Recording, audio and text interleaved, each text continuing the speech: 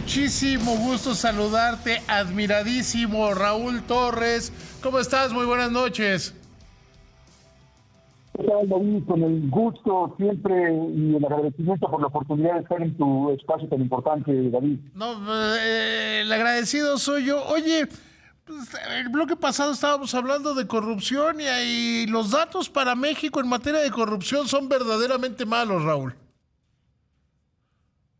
Increíblemente malos. Todo el mundo salió a decir la OCDE, transparencia, todo el mundo manda a México defendiendo por lo menos 20 lugares, ¿no? Como entre los peores lugares, incluso entre los peores lugares en América, ¿no? Por debajo de países como Brasil, Uruguay, etcétera. Sí, terribles todos los números en cuanto a corrupción en México. Y fíjate que ocurre cuando además nos arroja un dato, una investigación del Tecnológico de Monterrey, asegura que el 99% de los casos de impunidad que se dan, perdón, de corrupción que se dan en México, pues justamente permanecen en la impunidad, es decir, no pasa absolutamente nada con ellos.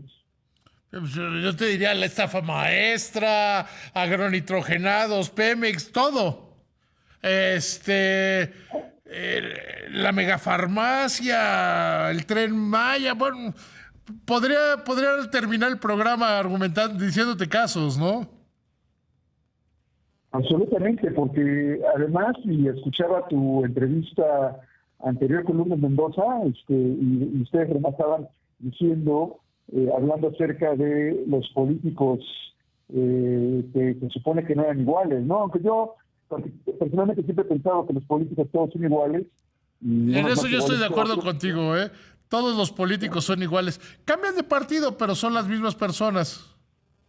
Efectivamente, ¿no? Y nos vamos encontrando con los casos de corrupción que les estallan en las manos al gobierno, pero les estallan en la mano porque son ellos mismos, y entonces tenemos el caso más reciente, ¿no? El caso del huachicol fiscal, donde están embarrados políticos, aduaneros, empresarios, ¿no? En donde no se sabe a cuánto, no se sabe en realidad a cuánto asciende el daño al erario público, pero algunos calculan, y dice en algún momento por gente propia del gobierno, que el daño podría alcanzar los 170 mil millones de pesos.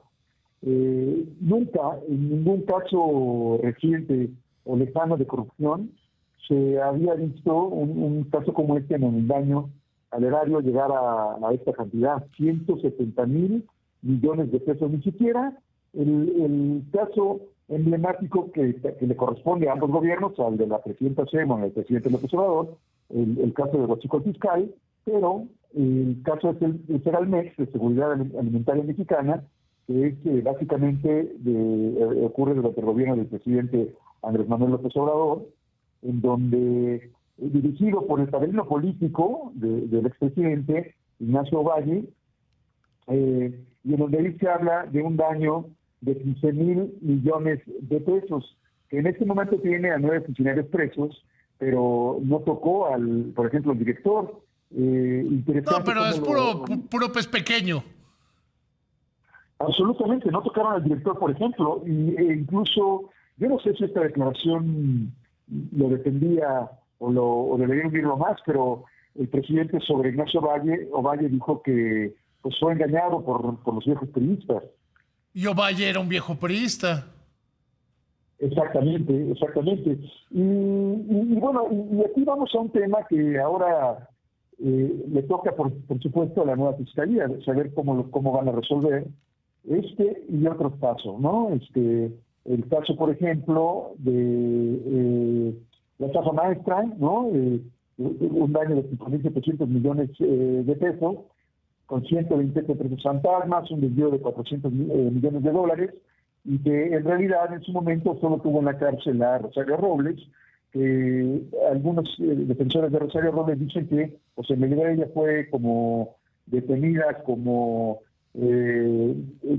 solamente por haber dado la cara, porque al final de cuentas fue encarcelada durante casi todo el gobierno del presidente López Obrador, pero la metieron a la cárcel por el tema de una licencia falsa. Y que la licencia ni siquiera la presentó ella. Exactamente. Entonces, sin defender a Rosario Robles, porque no se ha definido realmente si tuvo participación o no en este tema de la estafa maestra, lo que es cierto es que, a final de cuentas, ni siquiera ella, que era que estaba al frente de la Secretaría de Desarrollo, pues ni siquiera ella, siendo la secretaria, pues en ella no pagó nada porque estuvo en la cárcel por otro motivo. Pero el hecho más importante es que nadie pagó por este hecho, ¿no? Y que es una etapa que le toca ahora a la fiscalía, a la Autoridad Fiscal General de la República, a Ernestina Godoy, pero no sabemos bien si es que si le va a entrar a todos estos temas. Aunque así deja ver, con el caso del arresto del exgobernador César Duarte, pues que sí tendrían cierta intención de atacar estos casos de corrupción y de robo y de enriquecimiento ilícito, etcétera, solamente que era el tufo y el prurito de que van en contra de los enemigos de su partido, ¿no? Y uno esperaría que viéramos que estén investigando también a la gente de su propio partido que ha sido señalada e involucrada en estos casos de corrupción. Tienes toda la razón. Raúl, siempre es un lujo platicar contigo. Te mando un abrazo muy grande.